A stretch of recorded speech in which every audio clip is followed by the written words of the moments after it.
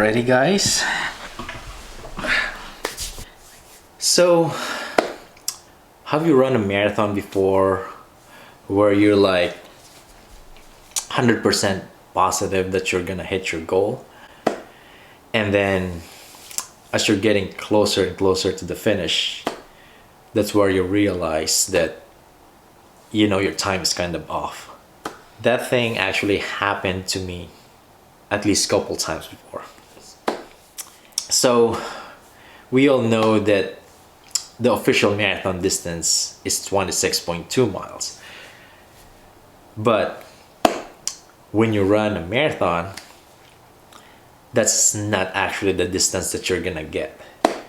You are gonna get more than 26.2 miles at the end. So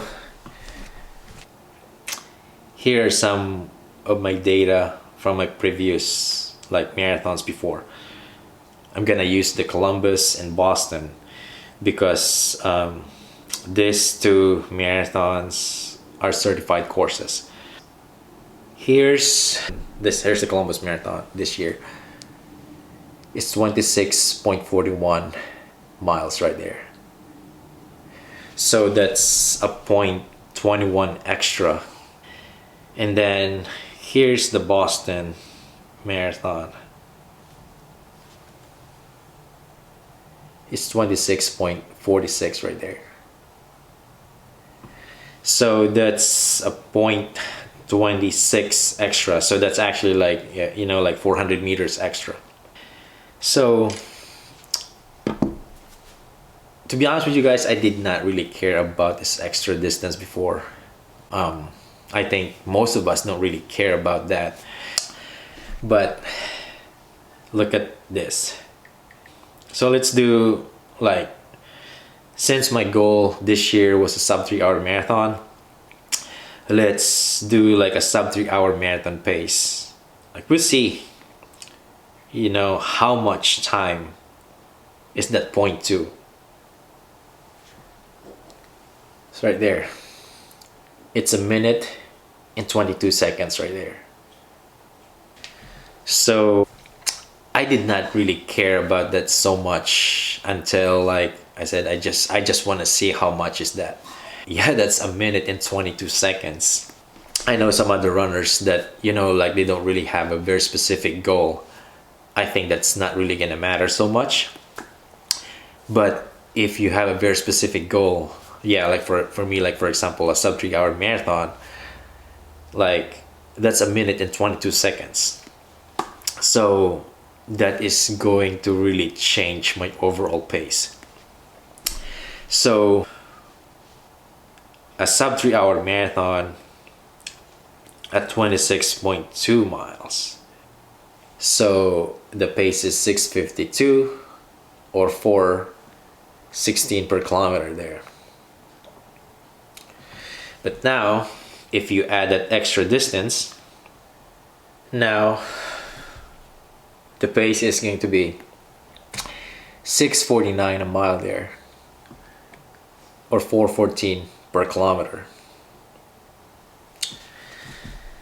Yeah, that's really something, I would say, a very important thing to know.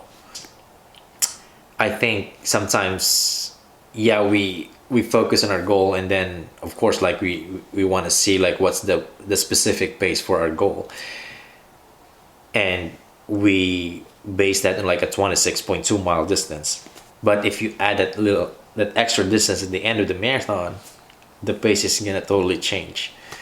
So there are some things that I do to have a little bit more accurate data while I'm running the marathon, and also some other things that I do to have a little bit more chance of hitting my goal.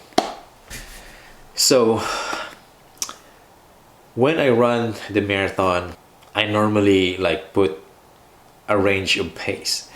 So for example, this, for a sub 3 hour marathon, I'd run I normally run 6:50 to 6:30.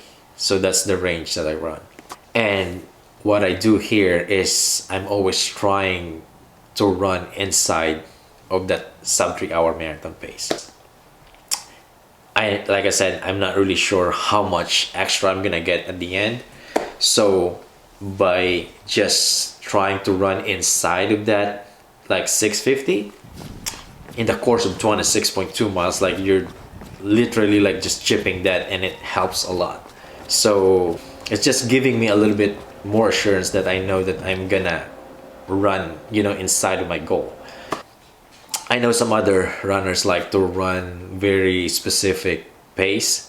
I'm not saying to run super fast here, just slightly faster or like inside of your goal pace.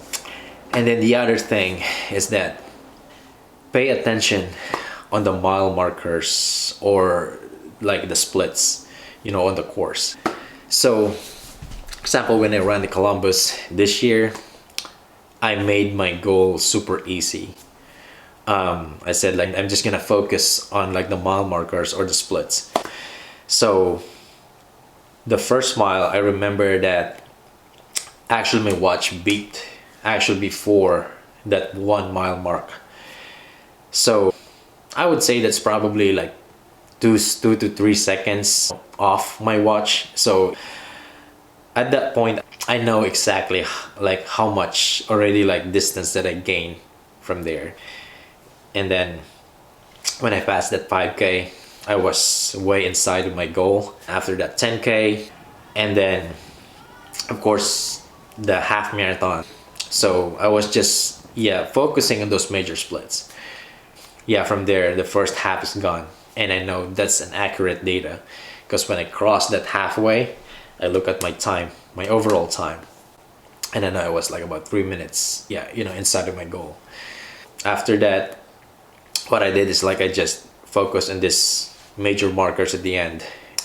So you can do whatever you want. It really depends like where you want to check your next split. But for me, I did like mile 20 and then 23 and then 26.